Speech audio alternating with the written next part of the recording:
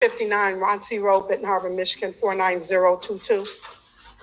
Fourth grade teacher at Fair Plain East, as well as the union president.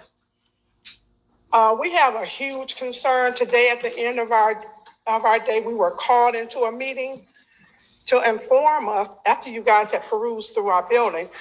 The principal called us in our classroom, and he informed us that a fourth grade classroom would be closed, a fifth grade classroom would be closed, and that those kids would be dispersed in an already crowded classroom during a pandemic.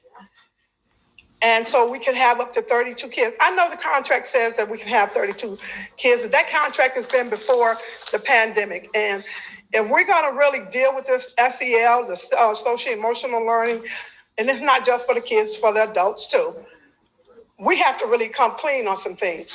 There is no way. We are already in those classrooms burning up. We can't even be 3 feet apart. We cannot let this happen. And I know that there was something in the newspaper one time. It said that the funds for the kids would go up per pupil. I know you guys know what I'm talking about. If that is so, then why would we need to do that? This is unacceptable. We are not going to stand for it. We are not. We're not going to put ourselves in danger, and we're not going to put our kids in danger, because that virus is for real. And I don't know what the problem is. I don't know where those S.H.A.R.P funds are, but y'all better find some stuff, and we got to have a conversation, because this is not going to happen. It's not going to happen. And and it is to be effective Monday. Who gonna move a classroom? We already work before school, after school, and on the weekends. We already do that. I know that. That's right. Y'all do. And then one of the fourth grade teachers have to go to the middle school. What kind of? What is that? What is that? And I think we were more disappointed that you guys didn't stop and tell us this. Maybe y'all didn't know. Yeah, and I really don't believe y'all knew, but somebody knew. And we in there sweating bullets with these masks on all day, trying to keep our kids, and with the mask on them. You guys, we got to do better. We got to do better, and we have to come clean with this thing. Where is the extra money that we won't have to do this? Because there's a lot of money poured into Benton Harbor. And I really appreciate Whirlpool doing that, but why do we have to keep getting handouts when we got money? That's right. Exactly. Or is it more to be told? Now this is my community, and I am a mighty fighting tiger. We're not just a tiger, we are a mighty fighting tiger, and we're gonna fight this to the end. And I know my time is up, but you guys, we gotta have a conversation, because we can't move. And we can't disrupt our kids. These kids are already traumatized from they've had family members die of COVID and all this kind of stuff, cancer and whatever else. We cannot allow this to happen. Ms. Terrell, I just have a question for you. This is a strong team.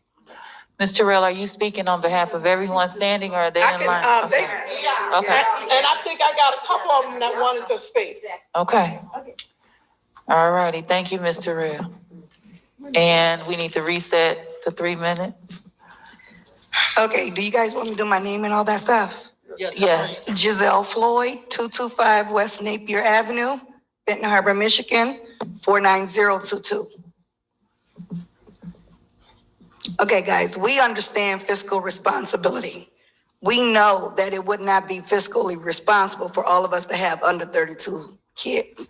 However, I'm sure there has to be some COVID relief fund somewhere that you guys can allocate. I mean, fifth grade is sitting at 24 students each. And there's 4 of us. You guys, we shut one down before school started, and that gave us 24. We are committed to the kids who stayed here. So you're gonna tell those parents who let their kids stay, okay, we're about to pack these kids in like some sardines now. So thank you for letting your kids stay here. So now this is what we're about to do.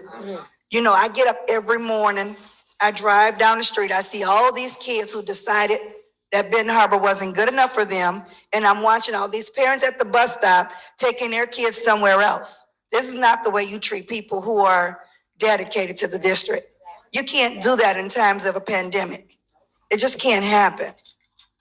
So you're gonna have to go find some funds somewhere.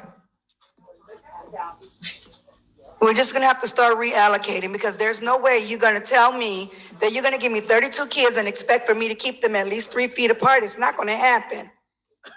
And then we have to shut down the class, and one of us has to decide who wants to pack up and move to Fairplain Middle School and teach self-contained by Monday.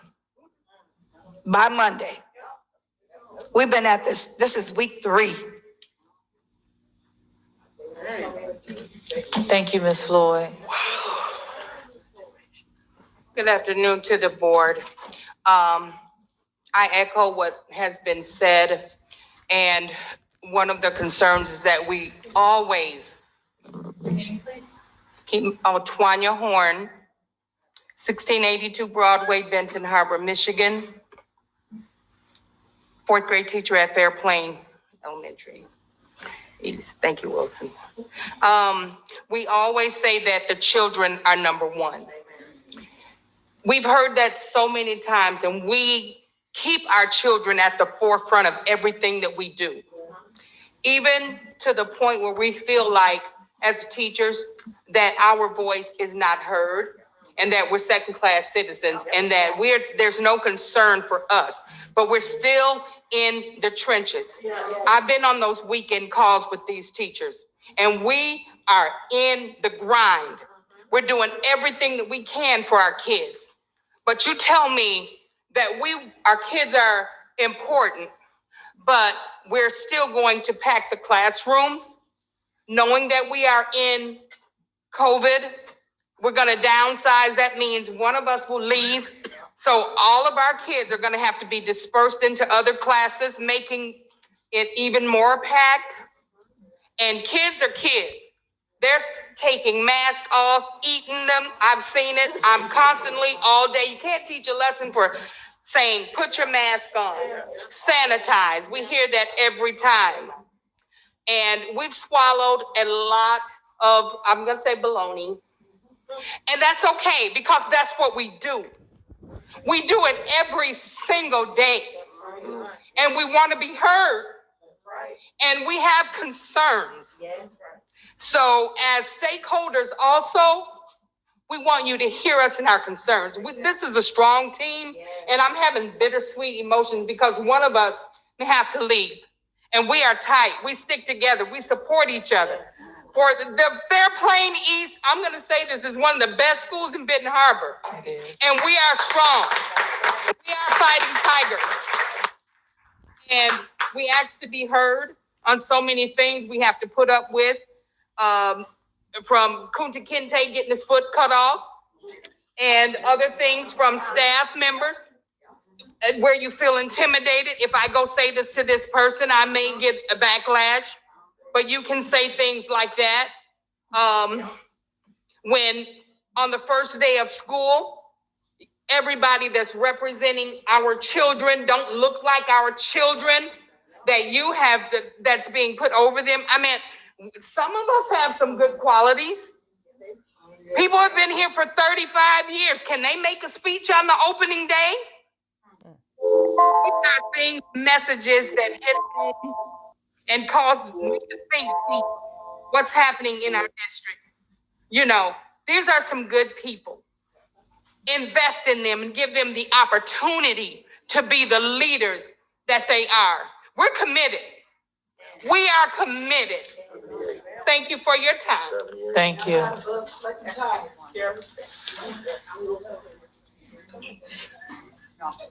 Anybody else want to? Okay. Carrie Nelson, 420, I'm telling you, 420 West Marketplace, Benton Harbor. I'm actually going to comment on 3 different things. One, I'm going to say this. We were told literally, I put the kids on the bus at 3:57. I walked into the building at 4 o'clock and I was told at 4:01, Nelson, you're the last one that I need to tell this to. I said, what do you need to tell me? He started to tell me the exact same thing and I walked away. I can't do it again. And at 4:03, you see every single teacher here from Fairplain East. There's only one missing who's on Zoom right now.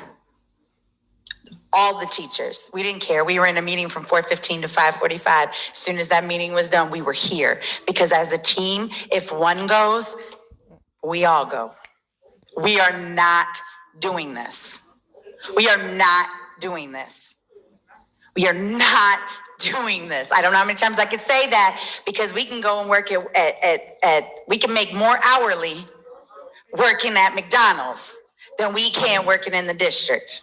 And we're here, we've been here. There's not one person in this building that has worked in this building right now that is less than double digits in this district. We haven't gone anywhere.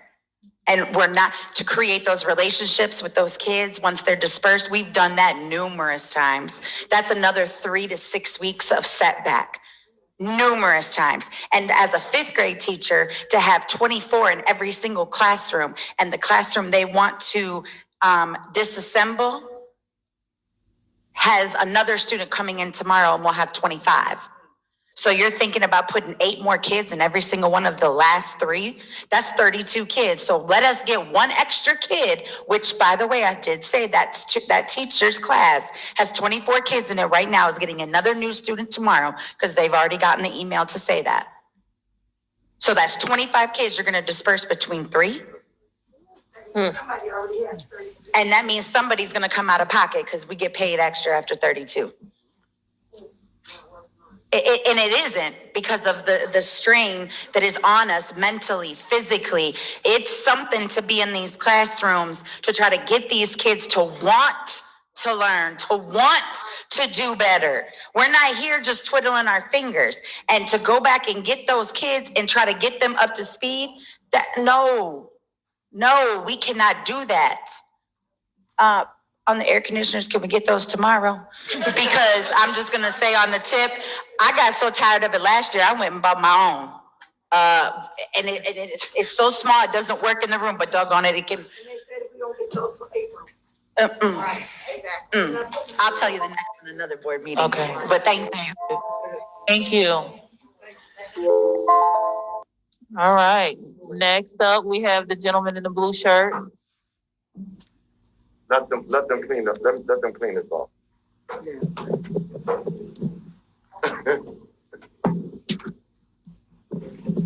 Thank you, guys.